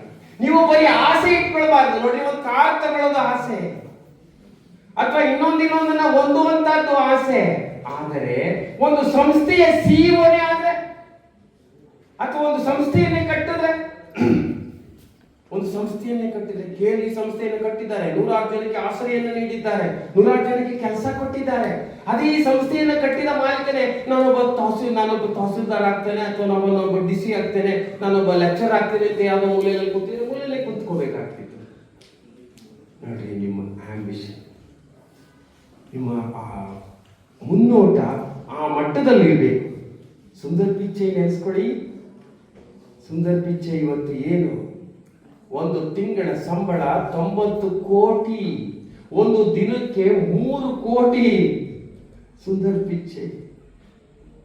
ನಾರಾಯಣ ಮೂರ್ತಿಯವರು ಕೆಲಸಕ್ಕೆ ತಗೊಳ್ಳಿಲ್ಲ, ಅವರನ್ನ ಸೆಲೆಕ್ಟ್ ಮಾಡಲಿಲ್ಲ. ಅವರ ಹೆಂಡತಿಯ ಮೈ ಮೇಲಿದ್ದಂತಹ ಚಿನ್ನವನ್ನ ಗಿರುಬಿಟ್ಟು 10,000 ರೂಪಾಯಿಗೆ ಆ ಕಂಪನಿ ಇನ್ಫೋಸಿಸ್ ಅನ್ನ ಸ್ಟಾರ್ಟ್ ಮಾಡಿತ್ತು. ಇವತ್ತು ಜಗತ್ತಿನಲ್ಲಿಯೇ ನಾರಾಯಣ ಮೂರ್ತಿ, ಸುಧಾ ಮೂರ್ತಿ ಅಂತ ಹೇಳಿದ್ರೆ ಇಡೀ ಜಗತ್ತೇ ವಿಸ್ಮಯದಿಂದ ನೋಡ್ತಾ ಹೋಗ್ತದೆ. ಹೀಗೆ ನಿದ್ದೆ ಬಾರದ ಕನಸುಗಳನ್ನ ಕಾಣಬೇಕು. ಅಬ್ರಹಾಂ ಲಿಂಕನ್ ಎಂತ ಕನಸು ಕಂಡ? ಅಪೋಸಿಷನ್ ಲೀಡರ್ ಅಬ್ರಹಾಂ ಲಿಂಕನ್ ಅಧ್ಯಕ್ಷನಾಗಿದ್ದ ಸಂದರ್ಭದಲ್ಲಿ ಆಪೋಸಿಷನ್ ಲೀಡರ್ ಹೇಳ್ತಾರೆ, ಇವರ ತಂದೆ ನಮ್ಮ ಪರಂಪರೆಯ ನಮ್ಮ ತಾತ ಮುತ್ತಾತಂದರಿಗೆ ಮೆಟ್ಟು ಹೊಲ್ಕೊಡ್ತಿದ್ದವರು ಅಂತ ಹೇಳ್ತಾರೆ. ವೈಟ್ ಹೌಸ್ ಅಲ್ಲಿ ನಿಂತ್ಕೊಂಡು ಅವರ ಜಾತಿಯನ್ನ ಸೂಚಿಸಿ ಹೇಳ್ತಾರೆ.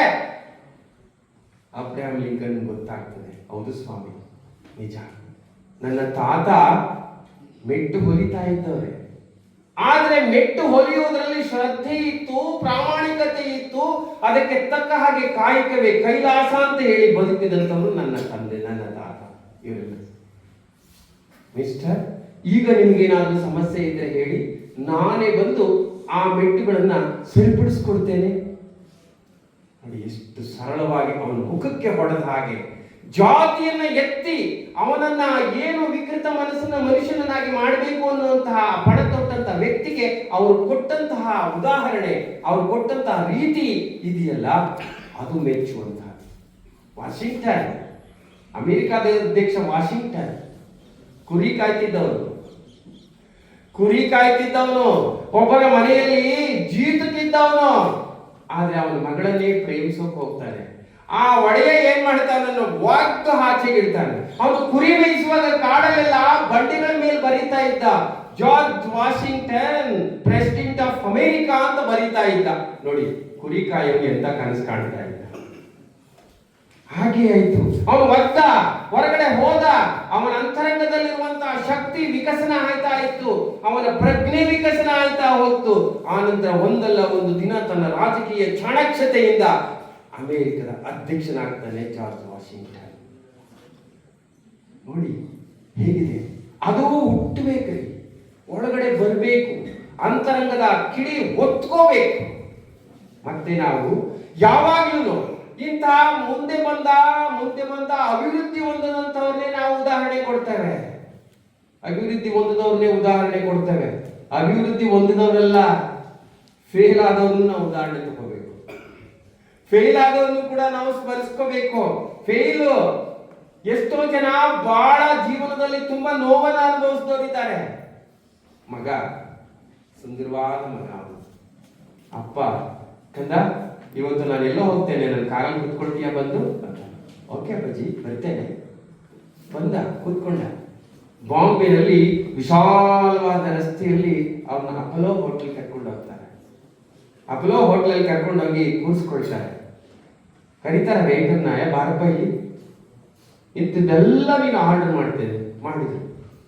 ಏನು ಆರ್ಡರ್ ಮೇಲೆ ಆರ್ಡರ್, ಇಡೀ ಟೇಬಲ್ ತುಂಬಾ ತುಂಬಿಕೊಳ್ತಾವ. ಫ್ರೆಂಡ್ಸ್ ಎಲ್ಲ ಬಂದ್ರು, ಎಲ್ಲರಿಗೂ ಗ್ರ್ಯಾಂಡ್ ಪಾರ್ಟಿ ಇವತ್ತು. ಮಗನಿಗೆ ಆಶ್ಚರ್ಯ ಆಯ್ತು, ಅಪ್ಪಾಜಿ ಈ ಪಾರ್ಟಿನ ಯಾವ ಸಲುವಾಗಿ ಕೊಡ್ತಾ ಇದ್ದೀರಾ? ಅವನು ಹೇಳ್ತಾನೆ, ನಿನ್ನ ಸಲುವಾಗಿ ಮಗ, ನಿನ್ನ ಸಲುವಾಗಿ. ಅದೇನಪ್ಪಾಜಿ, ನಂದು ಹುಟ್ಟದಪ್ಪ ಇಲ್ಲ, ಏನಿಲ್ಲ, ಎತ್ತಿಲ್ಲ, ಈ ಪಾರ್ಟಿ ಇಲ್ಲ. ಕಂದ, ನೀನು SSLC ಫೇಲ್ ಆಗಿದ್ಯಾ ಮಗನೇ,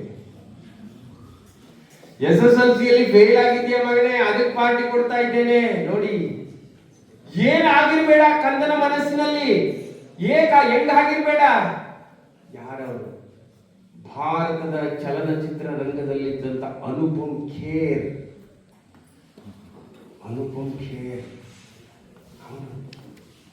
ನಾವು ಮಕ್ಕಳು ಫೇಲ್ ಆದಾಗ ಅಥವಾ ಯಾವುದೋ ಒಂದು ಇದರಲ್ಲಿ ಫೇಲ್ ಆದಾಗ ಆ ಮಗುವನ್ನು ನೋಡುವಂತದ್ದಿದೆಯಲ್ಲ, ಅದು ಸ್ವಲ್ಪ ಬದಲಾವಣೆ ಆಗಬೇಕು. ಫೇಲ್ ಅಂದ್ರೆ ಫಸ್ಟ್ ಅಟೆಂಪ್ಟ್ ಇನ್ ಲರ್ನ್ ಅಂತ, FAIL. ಫೇಲ್ ಅಂದ್ರೆ ಫಸ್ಟ್ ಅಟೆಂಪ್ಟ್ ಇನ್ ಲರ್ನ್, ಕಲಿಯುವಿಕೆಯಲ್ಲಿ ಅದೊಂದು ಹೆಜ್ಜೆ ಅಷ್ಟೇ, ಪ್ರಥಮ ಹೆಜ್ಜೆ. ಅದನ್ನು ಇನ್ನು ಬೇಕಾದಷ್ಟಿದೆ, ಎಷ್ಟೊಂದು ಹೆಜ್ಜೆಗಳಿವೆ ಮುಂದೆ ಅಲ್ವಾ? ಕೆಲವು ಸಾರಿ ಹೇಳ್ತೀವಿ ಎಲ್ಲಕ್ಕೂ, ಕೆಲವು ವಿಚಾರಗಳಲ್ಲಿ ನೋ ನೋ ನೋ ನೋ ಅಂತೀವಿ. ನೋ ಅಂದ್ರೆ ಏನು? ನೆಕ್ಸ್ಟ್ ಆಪರ್ಚುನಿಟಿ ಅಂತ. ನೋ ಅಂತ ಹೇಳಿದ್ರೆ ನೆಕ್ಸ್ಟ್ ಆಪರ್ಚುನಿಟಿ, ಮುಂದಿನ ಅವಕಾಶ. ಅಯ್ಯೋ, ನನ್ನ ಬದುಕು ಎಂಟಾಗೋಯ್ತ್ಕೊಳ್ಳೋ, ನನ್ನ ಬದುಕು ಮುಂದೋಯ್ತ್ಕೊಳ್ಳೋ. ಎಂಡ್ ಅಂದ್ರೆ ಏನು? ಎಂಡ್ ಅಂತ ಹೇಳಿದ್ರೆ ಎಫರ್ಟ್ ನೆವರ್ ಡೆಡ್ ಅಂತ. Effort never dead. ನೀವು PU ಹಂತದಲ್ಲಿ ಇವತ್ತು ನೀವೇನು ಎಫರ್ಟ್ ಆಗ್ತಾ ಇರ್ತೀರಿ, ಆ ಎಫರ್ಟ್ ಅನ್ನುವಂಥದ್ದು, ಆ ಶಕ್ತಿ ಅನ್ನುವಂಥದ್ದು, ನಿಮ್ಮ ಅಭ್ಯಾಸ ಇದೆಯಲ್ಲ, ಅದು ನೆವರ್ ಡೆಡ್, ಯಾವತ್ತೂ ಸಾಯುವಂಥದ್ದು ಅಲ್ಲ. ಆ ಜ್ಞಾನ ನಿಮ್ಮಲ್ಲಿ ಇರ್ತದೆ. ಆ UPSC ಫೇಲ್ ಆಯ್ತು, KPSC ಪಾಸ್ ಆಗ್ತಾನೆ. KPSC ಫೇಲ್ ಆಯ್ತು, ಯಾವ್ದಾದ್ರು ನಾನ್ ಗೆಜಿಟೆಡ್ ಪೋಸ್ಟ್ ಹೋಗ್ತಾನೆ. ಅದು ನಾನ್ ಗೆಜಿಟೆಡ್ ಪೋಸ್ಟ್ ಫೇಲ್ ಆಯ್ತು, ಕೊನೆಗೆ ಒಂದು ಕ್ಲರ್ಕ್ ಆದ್ರೂ ಆಗಲ್ವಾ? ಕ್ಲರ್ಕ್ ಆಗೋದಕ್ಕೂ ಸಾಮರ್ಥ್ಯ ಸಿಗೋದಿಲ್ವಾ? ಹಾಗೆ ಯಾವುದೇ ಆಗಲಿ ನಿಮ್ಮ ಎಫರ್ಟ್ ಇದೆಯಲ್ಲ, ಎಫರ್ಟ್ ಅನ್ನುವಂಥದ್ದು ಲಾಸ್ ಆಗೋದಿಲ್ಲ. ಹಾಗೆ ಅನುಪಮ್ ಖೇರ್ ಅಂದು ಕೂತ್ಕೊಂಡು ಅಪ್ಪನ ಮುಂದೆ ಕಣ್ಣೀರು ಸುರಿಸ್ತಾನೆ. ಇಲ್ಲಪ್ಪ, ನಾನು ಜೀವನದಲ್ಲಿ ಏನಾದ್ರೂ ಸಾಧಿಸ್ತೇನೆ ಅಪ್ಪ, ನಿನ್ನಂತ ಅಪ್ಪ ಸಿಕ್ಕಿರೋದೇ ನನಗೆ ಬಹಳ ಹೆಮ್ಮೆ ಅಪ್ಪ. ಫೇಲ್ ಆಗಿರೋ ಮಗನ ಇಂತ ದೊಡ್ಡ ಹೋಟೆಲ್ ಕರ್ಕೊಂಡು ಬಂದು ಈ ತರನಾಗಿ ಟ್ರೀಟ್ ಮಾಡ್ತಾ ಇದೆಯಲ್ಲಪ್ಪ. ಇಲ್ಲಪ್ಪ, ನಿನ್ನ ಆಸೆ ಏನಿದೆ ಹೇಳಪ್ಪ, ನಿನ್ನ ಗುರಿಯನ್ನು ನಾನು ಮುಟ್ಟುತ್ತೇನೆ ಅಪ್ಪ. ಏನು ಮಾಡಬೇಡ ಮಗನೇ, ಭಾರತ ದೇಶದ ಪ್ರತಿಯೊಬ್ಬ ಪ್ರಜೆಯೂ ನಿನ್ನ ಕಡೆ ಆದರ್ಶವಾಗಿ ನೋಡಬೇಕು. ಆ ರೀತಿಯಾಗಿ ಬದುಕು ತೋರಿಸಿ ಮಗನೇ. ರಾಮೇಶ್ವರಂನಲ್ಲಿ ಪತ್ರಿಕೆ ಹಾಕ್ತಿದ್ದಂತಹ ವಿದ್ಯಾರ್ಥಿ, ರಾಮೇಶ್ವರದ ಮರಳಿನಲ್ಲಿ ಓಡಾಡಿಕೊಂಡಿದ್ದಂತಹ ಬಡವನ ಮಗ, ಆರುವಂತಹ ಹಕ್ಕಿಗಳನ್ನ ನೋಡಿ ಅಂತ ಲೋಹದ ಪಕ್ಷಿಗಳನ್ನ ಸೃಷ್ಟಿ ಮಾಡಬೇಕು ಅಂತೇಳಿ ಕನಸು ಹೊತ್ತುಕೊಂಡಂತಹ APJ ಅಬ್ದುಲ್ ಕಲಾಂ ಈ ದೇಶದ ಪ್ರೆಸಿಡೆಂಟ್ ಆದ, ಮಿಸೈಲ್ ಮ್ಯಾನ್ ಆದ.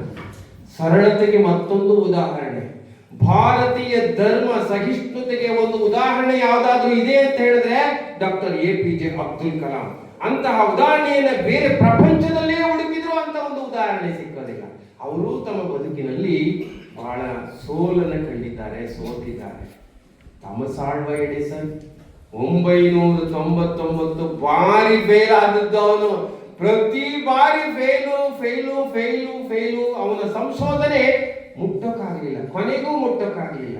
ಆಗೆಲ್ಲ ಅನ್ಕೊಳ್ತಾನೆ, ಏನಿವಾಗ ಈ ರೀತಿ ಆಯ್ತಾ ಇದೆಯಲ್ಲ, ನಿಮ್ಗೇನು ಬೇಸರ ಆಗ್ಲಿಲ್ವಾ ಎಡಿಸನ್ ಅಂತ ಥಾಮಸ್ ಆಲ್ವಾ ಎಡಿಸನ್ ಕೇಳಿದಾಗ, ಅಯ್ಯೋ ಇದು ಯಾವುದು ಅಲ್ಲ, ಏನು ಅಂತ ಹೇಳಿದ್ರೆ ನನ್ನೊಳಗಿನ ಹುಟ್ಟುವಂತಹ ಕೆಲವು ಲೋಪದೋಷಗಳು ಸುಟ್ಟು ಹೋದವು ಅಂತ ನಾನು ತಿಳ್ಕೊಳ್ತೇನೆ ಅಂತ ಹೇಳಿ ಕೊನೆಗೆ ಒಂದು ದಿವಸ ಅವನಿಗೆ DVG ಅವರು, ಗುಂಡಪ್ಪ DVG ಅವರು 8ನೇ ಕ್ಲಾಸ್ ಪಾಸ್ ಮಾಡಕ್ಕಾಗ್ಲಿಲ್ಲ ಕಣ್ರಿ. 8ನೇ ಕ್ಲಾಸ್ ಪಾಸ್ ಮಾಡಕ್ಕಾಗಲಿಲ್ಲ. ಅವರ ಜೀವನ ಧರ್ಮಯೋಗವನ್ನ ನೋಡಬೇಕು, ಮಂಕುತಿಮ್ಮನ ಕಗ್ಗವನ್ನ ನೋಡಬೇಕು, ಮರುಳ ಮುನಿಯನ ಕಗ್ಗವನ್ನ ನೋಡಬೇಕು. ಏನು ಮಹೋನ್ನತವಾದಂತಹ ಕೃತಿಗಳು ಗೊತ್ತಾ? 8ನೇ ಅದೇ ಬೇಡ, ಕರ್ನಾಟಕದ ಸಾಹಿತ್ಯ ಭೂಮಿಕೆಯಲ್ಲಿ ಜ್ಞಾನಪೀಠ ಪ್ರಶಸ್ತಿಯನ್ನು ಪಡ್ಕೊಂಡಂತಹ 400 ಕೃತಿಗಳನ್ನ ಪಡ್ಕೊಂಡಂತಹ, ವಿಜ್ಞಾನದಲ್ಲಿ ಅಸಾಧಾರಣವಾದಂತಹ ಪ್ರತಿಜ್ಞೆಯನ್ನು ಪಡ್ಕೊಂಡಂತಹ ಡಾಕ್ಟರ್ ಕೋಟಾ ಶಿವರಾಮ ಕಾರಂತರು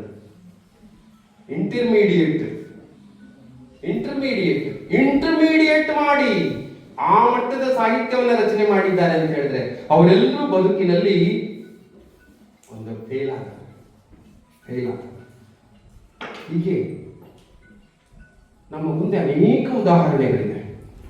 ಶಿವಮೊಗ್ಗದಲ್ಲಿ ರಾಮಕೃಷ್ಣ ಆಶ್ರಮದ ಒಂದು ಹುಡುಗ ಅಂದು SLC ರಿಸಲ್ಟ್ ಬಂದು ಒಂದು ಫ್ಲೆಕ್ಸ್ ಹಾಕಿದ್ರು. ಆ ಫ್ಲೆಕ್ಸ್ ಅಲ್ಲಿ 625 ತಗೊಂಡಂತ ಮಗುವಿನ ದೊಡ್ಡ ಫೋಟೋ ಹಾಕಿದ್ರು. ಆ ಮಗು ಅನನ್ಯ ಅಂತ ನೋಡಿ, ಅನನ್ಯ ನಿಂತಿದ್ದಾಳೆ, ಹಾಗೇ ನೋಡ್ತಾ ಇದ್ದಾಳೆ. ಅವರಪ್ಪ ಬಂದ, ಏನ್ ನೋಡ್ತಾ ಇದೆಯಾ ಮಗಳೇ? ಅಪ್ಪ ಆ ಫೋಟೋ ನೋಡ್ತಾ ಇದ್ದೇನೆ. ಏನ್ ನೋಡ್ತೀಯ? ಫೋಟೋ ಹಾಕಿದ್ದಾರೆ, ಎಷ್ಟೊತ್ತು ಅಂತ ನೋಡ್ತೀಯ? ಇಲ್ಲಪ್ಪ, ನಾನು ನೋಡ್ತಾ ಇಲ್ಲ, ನನ್ನ ಭವಿಷ್ಯವನ್ನ ಆ ಫೋಟೋದಲ್ಲಿ ರೂಪಿಸ್ಕೊಳ್ತಿದ್ದೀನಪ್ಪ. ನಾನು ಮುಂದಿನ ಸಲ SSLCಯಲ್ಲಿ ಇದೇ ರೀತಿ ಫ್ಲೆಕ್ಸ್ ಹಾಕ್ಸ್ಕೊಂಡು ಈ ಶಿವಮೊಗ್ಗದಲ್ಲಿ ನನ್ನ ಹೆಸರು ಮುಂದೆ ಬರ್ಬೇಕಪ್ಪ, ಅದು ನನ್ನ ಕನಸಪ್ಪ. ಅದೇ ತರ ಆ ಮಗು 625 ತಗೊಂಡು ನೋಡಿ ಎಂತೆಂತ ಹೊರಿತಾರೆ, ಎಂತೆಂತ ಸಾಹಿತ್ಯ ಇದೆ ಇದನ್ನೆಲ್ಲ. ಆದ್ದರಿಂದ ಮಕ್ಕಳೇ, ಜಗತ್ತಿಗೆ ಬಂದಿದ್ದೇವೆ, ಜಗತ್ತಿನಲ್ಲಿ ನಾವು ಎಲ್ಲವನ್ನ ಅನುಭವಿಸ್ತಾ ಇದ್ದೇವೆ. ಜಗತ್ತಿನಲ್ಲಿ ನಮ್ಮ ಮುಂದೆ ಅನೇಕ ಸವಾಲುಗಳಿವೆ. ಆ ಎಲ್ಲ ಸವಾಲುಗಳನ್ನು ಎದುರಿಸಬೇಕು, ಕೆಚ್ಚೆದೆಯಿಂದ ಎದುರಿಸಬೇಕು. ಅದಕ್ಕೆ ಗಟ್ಟಿ ಮನಸ್ಸು ಬೇಕು, ಗಟ್ಟಿ ದೇಹ ಬೇಕು. ಹಾಗೆ ಮತ್ತೆ ಹಿರಿಯರ ಆರೈಕೆ ಆಶೀರ್ವಾದಗಳು ನಮ್ಮ ತಲೆಯ ಮೇಲಿದೆ. ನಿಮ್ಮ ಗುರಿ ಸ್ಪಷ್ಟವಾಗಿರಲಿ. ಆ ಗುರಿಯ ಕಡೆಗೆ ಹೋಗುವ ಒಂದು ಉದ್ದೇಶ ಗಟ್ಟಿ ಘನತೆ ನಿಮ್ಮಲ್ಲಿ ಇರಲಿ. ನಿರಂತರ ಅಭ್ಯಾಸವನ್ನು ಮಾಡಿ ನಿಮ್ಮ ಮನಸ್ಸು ಆ ಕಡೆ ಹೋಗದ ಹಾಗೆ ಅದೊಂದು ರೀತಿ ತಪಸ್ಸಾಗಬೇಕು, ಅದೊಂದು ರೀತಿ ಧ್ಯಾನವಾಗಬೇಕು, ಕಲಿಕೆ ಧ್ಯಾನವಾಗಬೇಕು. ವಿಷಯ ಸಂಪತ್ತೀಕರಣ ಇದೆಯಲ್ಲ, ಸಂಪತ್ತನ್ನ ತನ್ನದಾಗಿಸ್ಕೊಳ್ಳೋದಿದೆಯಲ್ಲ, ಅದೊಂದು ತಪಸ್ಸಾಗಬೇಕು.